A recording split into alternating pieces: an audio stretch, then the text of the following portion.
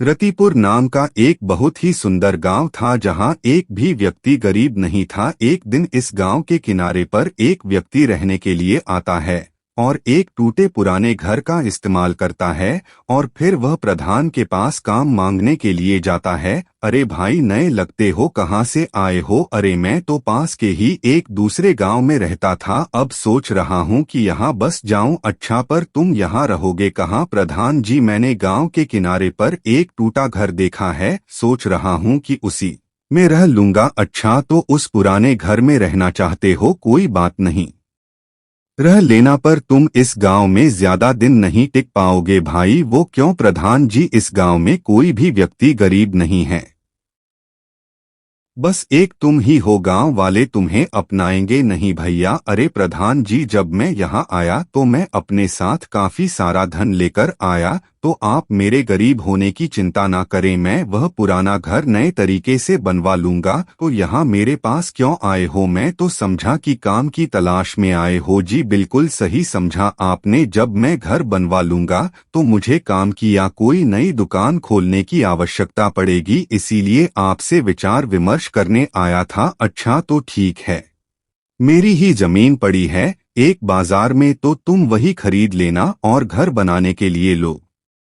कहाँ से मिलेंगे? वो तो गांव के बाहर से बुलाने होंगे, तुम चिंता मत करो, आज का दिन उस घर में निकालो, मैं कल होते ही उन्हें वहां भेज दूंगा। जी प्रधान जी, जैसा आप कहे। यह कहकर लच्छू वहां से अपने घर की ओर चल देता है और प्रधान मुस्कुराने लगता है। शाम हो गई और प्रधान के घर पर दो लोग आए, ललित और मोहित। एक नया काम आया है। कैसा काम? प्रधान जी, इस गांव के किनारे जो पुराना घर है वहां एक नया व्यक्ति आया है, लक्षु नाम का, कहते हैं धन पर्याप्त है, एक नई दुकान खोलना चाहता है और साथ में एक घर भी बनवाना चाहता है।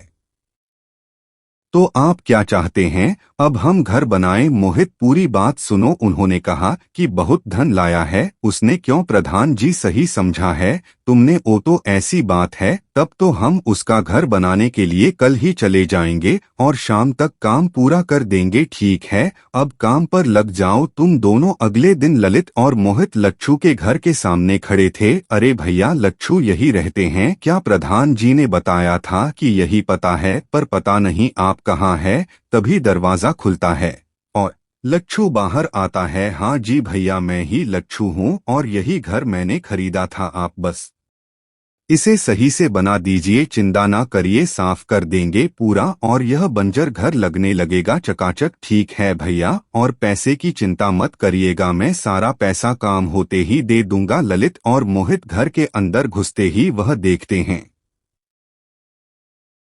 कि वहां बस एक संदूक रखा है और एक कपड़ों का थैला। ठीक है भैया, तब हम काम शुरू कर देते हैं। जी आप दोनों काम कीजिए, कोई जरूरत पड़े तो मुझे बताइएगा। जी भैया जी। दोनों को काम करते करते काफी देर हो गई, कड़ी धूप हो चुकी थी। लच्छू कहता है, भैया मैं आप दोनों के लिए कुछ खाने को ले आता हूँ। जी भैया जी, भूख तो लग गई है, आप आएंगे तब तक हम आज का काम पूरा कर लेंगे। हाँ, पूरा साफ कर देंगे। हाँ हाँ ठीक है भैया, आप दोनों लगे रहिए, मैं अभी आया। लच्छू वहां से यह कहकर चला गया। भैया भैया, यह तो गया, अब हम असली काम शुरू करेंगे। काम तो आते ही हो गया था। मोहित, वह कैसे भैया? वो देखो, बस एक संदूक रखा है और एक बक्सा जिसमें कपड़े दिख रहे हैं और कोई भी सामान इस आदमी ने नहीं रखा है। अच्छा, तो वह खजाना जरूर उस संदूक में ही होगा। आप तो बड़े होशियार हो भैया। चल मोहित, साफ कर देते हैं। दोनों भाई मिलकर उस संदूक को खोलते हैं, उन्हें सोने चांदी के सिक्के मिलते हैं। दोनों पूरा संदूक उठाकर वहां से भाग जाते हैं। अरे भैया, ललित मोहित कहाँ गए आप दोनों? मैं खाना ले आया। लच्छू चारों ओर सर कर देखता है पर उसे कहीं कोई नहीं दिखता। फिर वह देखता है कि उसका संदूक गायब हो चुका है। यह देखकर रोने लगता है। रे लुट गया, मैं बर्बाद हो गया, मेरी पूरी जिंदगी की मेहनत चली गई, अब मैं क्या करूंगा? लच्छू प्रधान के घर चला जाता है प्रधान जी क्या हो गया भैया, तुम रो क्यों रहे हो? सब लुट गया, मैं लुट गया। थोड़ा शांत हो जाओ और मुझे पूरी बात बताओ। आपने आज जो 2 लोगों को भेजा था उन्होंने मेरा सारा पैसा, मेरी जिंदगी की पूरी कमाई चुरा ली और वहां से भाग गए। यह कैसे हो सकता है? क्या उन दोनों ने सारे पैसे चोरी कर लिए? कितने पैसे थे उस संदूक में? बहुत पैसे थे, मेरी जिंदगी की कमाई थी। उस समय मैं अपनी सारी जमीन और घर बेचकर वो पैसे लेकर आया था कि इस गांव में आकर एक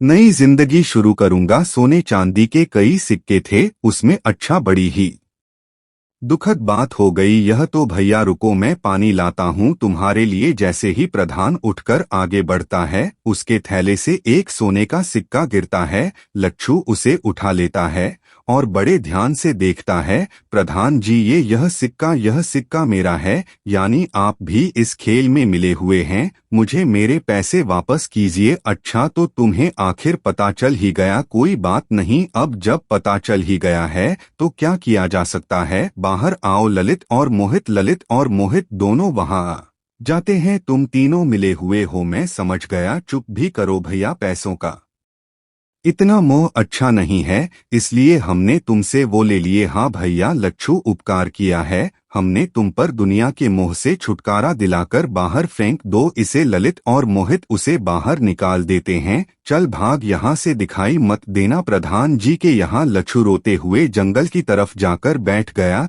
तभी वहाँ एक भिखारी आता है। क्यों रे भैया, रोता क्यों है? तुम नहीं समझोगे, एक भिखारी को दूसरा भिखारी ना समझे तो वो व्यर्थ है। भैया मैं भिखारी नहीं हूँ, मेरे सारे पैसे इस गांव के प्रधान ने चोरी कर लिए हैं, तो हो गए ना भिखारी तुम भी। हाँ शायद सही कह रहे हो तुम। अब मैं क्या करूं, मुझे कुछ समझ में नहीं आ रहा है। मुझे कुछ पैसे दे दो तो मैं तुम्हारी मदद कर सकता हूं। अभी भिखारी कहकर चिढ़ा रहे थे और अब पैसे मांग रहे हो। गजब की माया है।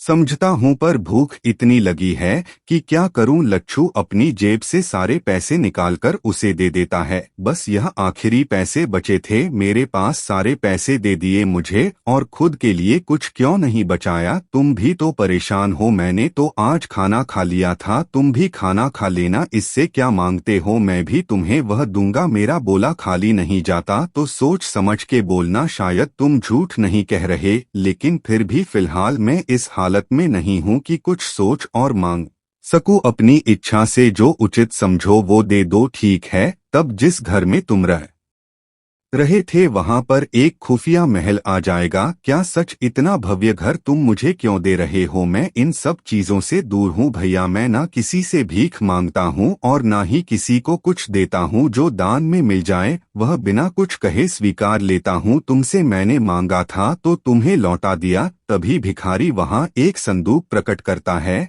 और लच्छू को दे देता है। यह संदूक कैसा है भैया? इस संदूक में अनगिनत पैसे हैं, ताकि तुम्हें कभी पैसों का अभाव ना हो। तुम्हारे अतिरिक्त अगर कोई भी इस संदूक को खोलेगा तो वो इसमें कैद हो जाएगा। आपका बहुत बहुत धन्यवाद महंत जी। अरे भैया चिंता क्यों करते हो, भगवान का नाम भजो और काम करो, फिर जो होता है होने दो। लच्छू हाथ जोड़कर उस इंसान को प्रणाम करता है और उसके जाने के बाद अपने खुफिया महल की तरफ आ जाता है।